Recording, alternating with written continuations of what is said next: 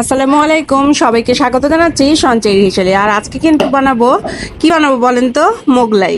তো এই জন্য আমি আটাতে লবণ আর তেল মিশিয়ে নিয়েছি, আর তেলটা একটু বেশি পরিমাণে নিয়ে ভালোভাবে আটার সাথে মিক্স করে নিতে হবে, এবং তারপরে হালকা কুসুম গরম পানি দিয়ে আমি আটাটা ভালো করে মাখিয়ে নিব। আর মাখিয়ে নিয়ে কিন্তু আমি এটা রেস্টে রেখে দিব।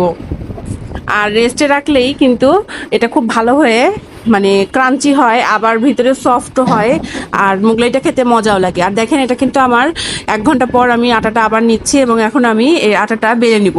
আমার বেলনা পিঠাটা বেশ ছোট, আর আটার রুটিটা কিন্তু বেশ বড় হবে, এবং আমি একটু মাঝখানেরটা একটু হালকা মোটা রাখলেও সাইডের যে অংশগুলো এগুলো একটু পাতলা রাখবো মাঝখানের অংশের তুলনায়। তাতে যখন আমি ফোল্ড করব এমনি একটা সাইড বেশি মোটা হয়ে যায়, এই জন্য আমি এই বুদ্ধিটা করেছি।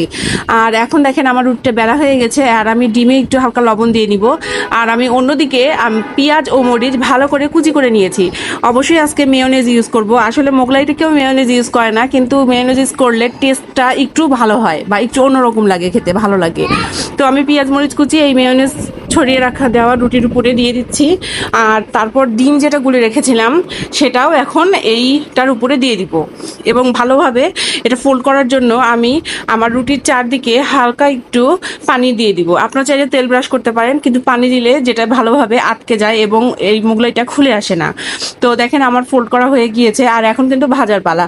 আর আমি তেল দিয়ে দিচ্ছি, আজকে আমি সরিষার তেলে এটা ভাজবো। আর তেলটা কিন্তু আমি বেশ গরম করে নিয়ে ভাজতেছি। আর অবশ্যই আঁচটা মৃদু আঁচ থাকতে হবে, না হলে কিন্তু ভিতরে কাঁচা থেকে যাবে।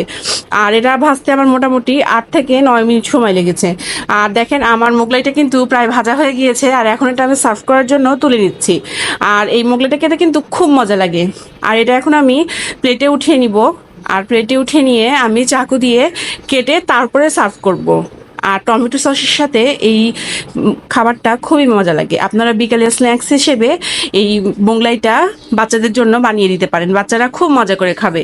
তো আজকে এই পর্যন্তই, সবাই ভালো থাকবেন, সুস্থ থাকবেন। আসসালামু আলাইকুম।